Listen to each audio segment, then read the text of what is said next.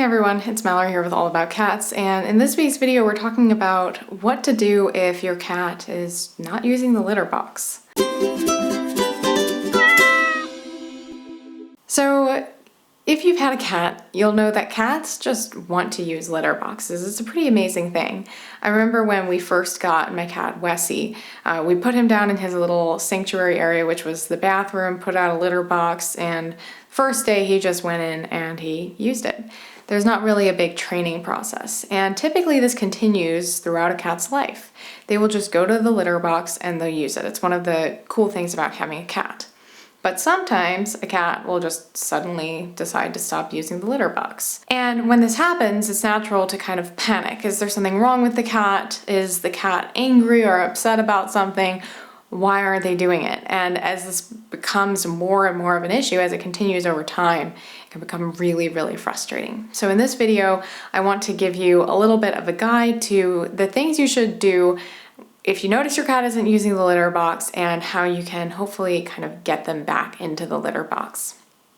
Now, I want to mention that if you want to go in depth on this, you can visit the course available through the All About Cats website, hosted by Dr. Rachel Geller, who is a certified cat behaviorist and an expert on cat behavior. She guides you through everything you need to know about step-by-step resolving your cat's litter box aversion. There are quizzes, there are resources. I think you'll find it quite helpful if you're in this situation. So I'll put a link to that in the description. If you just like a quick introduction, this is the video for you. So the very first thing you want to do if your cat stops using the litter box is to take a picture. You're going to want to take a picture of the spot where your cat has gone outside of the litter box. And this is going to help you a lot in your later investigative work. And it's also going to help if you take your cat into the veterinarian. So taking your cat into the vet is going to be the second thing that I would recommend doing. Sometimes urinating or even defecating outside of the litter box can point to a medical issue. So you want to rule that out before doing anything else. So take that picture and go into the vet and get your cat checked out. This is going to allow you to rule out any health issues before you go any further with trying to find out what's causing this. So after you've done that, we're going to have to try to figure out what's going on outside of your cat's body that could be causing this. So the first step is looking at when this started. You want to look back in your calendar, identify when this happened, and which changes coincided with this. Did you suddenly have some sort of environmental change, like a new person started staying with you, had a baby, had some sort of home redecoration or something like that, that you can pinpoint as having coincided with this change. So cats will very often stop using their litter box because there's been some change in their environment. And then the next thing you want to think about is where your cat is going, right? So are they going right outside of the litter box? Are they going into the middle of the room? Are they going around the perimeter of the house? These are clues into what your cat is trying to tell you with this behavior. So in general, going right outside of the litter box means one of two things. And again, this is quite general, and every cat is going to be a little bit different. One is that the litter is uncomfortable. So again, you can piece this together with any changes. A cat will often stand on the edge or just outside of the litter box if they don't like the feeling of the litter under their paws. Maybe you're using the wrong type of litter, or maybe you're not cleaning the litter box enough. So this will often be right outside of the litter box. This can also indicate a health issue. So sometimes a cat will feel uncomfortable when they're in the litter box and kind of go outside of it, presumably in an attempt to avoid the place they associate with that discomfort. So those are generally the things you can glean from waste right outside of the litter box. If your cat is going kind of in the middle of the room, this can mean a number of things, but sometimes it can mean that the cat just doesn't like the placement of their litter box currently. Cats will also often just pick a place that's kind of comfortable. So if they can't use their litter box or don't want to or feel uncomfortable with it, they'll find a place that's comfortable, say a blanket or a sofa or something like that, and use it, but then it's scent marked, so they keep going to it again and again.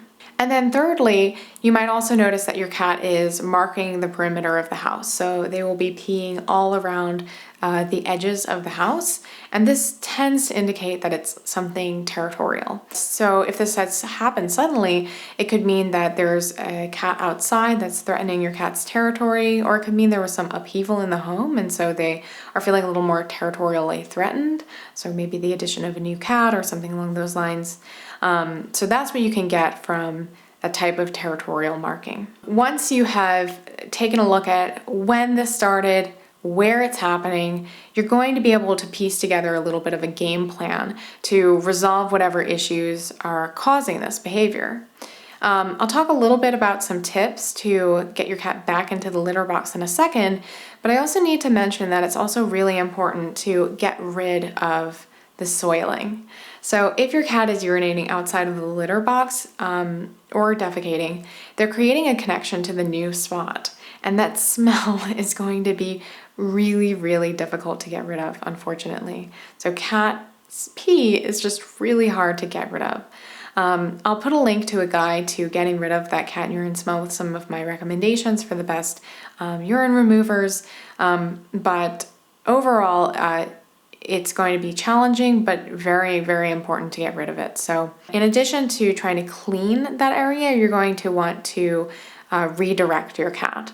So you're going to want to block off that area. Maybe you can put some foil on top of it or something smooth that will deter your cat. And you can also put the litter box on top of that area to try to get your cat to go to that spot instead of just using it the way it is. Now, some tips to fix this. So as I mentioned again, there are a number of reasons why cats stop using their litter box. One common one is that there's some discomfort associated with the litter box due to a health issue. The solution to that is going to differ depending on what the health issue is, which is why it's valuable to talk with a veterinarian. And then there are a few other issues. So one is that your cat just doesn't like the litter box you provided. So cats like to have open litter boxes. They like to be able to survey their environments. They like to have pretty plain litter boxes with relatively low sides. So if you're using a covered litter box or some kind of litter box with a lot of fancy features, maybe an automatic litter box that makes a lot of noise, that could be a part of the issue. So you can check out my video on the best litter boxes, and that'll help to give you some ideas for maybe changing out your cat's litter box. Another reason why your cat might not be using the box is because they don't like the litter. So cats generally like a relatively fine, diggable substrate. I find that my cats really like clumping clay litter, but other cats will enjoy something like Sustainably Yours, which is a corn and cassava litter. There are tons of different options that are quite cat friendly. Again, I'll put a link to my video on the best cat litter so you can check that out too. In general, you want to strip down, simplify the litter, and make sure you're only using a basic unscented litter, as anything else can deter your cat. So you're going to want to think about what's in the box. You're also going to want to think about how you're maintaining it. So maybe you have been slacking a little bit on litter box cleaning, and this can absolutely cause a cat to stop using the box. So take note of that. If you haven't been cleaning so diligently, make sure you have a spotless litter box so that your cat has something they enjoy going into. And then the next thing you're going to want to think about is the placement of the litter box. So when choosing a location for your cat's litter box, you want it to be neither in a very heavily trafficked area nor in a very, very secluded area that's hard for your cat to get to. So you want to strike a happy medium, a quiet place that is comfortable yet accessible. So it's a common misconception that cats appreciate privacy first and foremost when they're looking for a place to go, but this isn't really true. Cats prioritize visibility. And actually this point brings me to the sponsor of this week's video, which is Tuft and Paw. Very, very often the best place for your cat's litter box to be is kind of exactly the opposite of where you would intuit it should be. It's like where this litter box is in a working space, a place where you very often are. So I have this litter box right here in my studio where I'm filming videos and working all day. And that's what I like about the Tuft and Paw Cove litter box. It's streamlined with everything you need built into one package. You get this litter scoop, you get this little broom, everything goes into this nice caddy, and it's thoughtfully designed as well. I've been using this litter box for about a year, and I just really like how it's able to fit sleekly into pretty much any area. And again, you get everything you need built into one nice package. So if you're interested in trying the Tuft and Paw Cove litter box, make sure to enter the coupon code AllAboutCats10 at checkout. That way you'll get a 10% discount. Next thing to think about is how the cat's litter box might be getting involved in some multi-pet issues. So often a covered litter box can kind of become a war zone in a multi-pet home. So aggressive cats will sometimes threaten another cat by kind of blocking off their litter box as if it's a covered litter box or if it's in a corner. And so that becomes a really scary place for a kind of timid cat. And then you can kind of have a similar issue where a dog likes sticking its head into a covered litter box and the cat can't get out. So a nice open litter box in an open location also helps your cat to avoid these types of tangles. And this brings me to my next point, which is actually probably the most important one, which is the idea that you need to reduce stress. So as I mentioned earlier in the video, cats can stop using the litter box as a response to some kind of change in their environment, which means stress. And you can't always undo those things. You can't take away a new baby, ideally, but you can help your cat to deal with it better. The ways you can help your cat to cope include putting out cat trees, giving your cat places to climb, giving them places where they can hide, making sure that they have safe places where they can retreat when things get a little bit overwhelming, making sure that all of your cats have separate resources. So again, multi-cat issues can be a problem, so you want to make sure your cats don't have to cross paths if they don't want to. Just creating a cat-friendly environment will help to reduce stress significantly and should hopefully help your cat to return to the litter box where they ultimately want to be. So that's about it for me and these tips on what to do if your cat is no longer using the litter box. I hope you found it helpful. I know this is a really frustrating issue, and I really hope this is able to help some people and cats, of course. This type of inappropriate elimination is the #1 reason why cats are sent back to shelters, and it is preventable and it is solvable.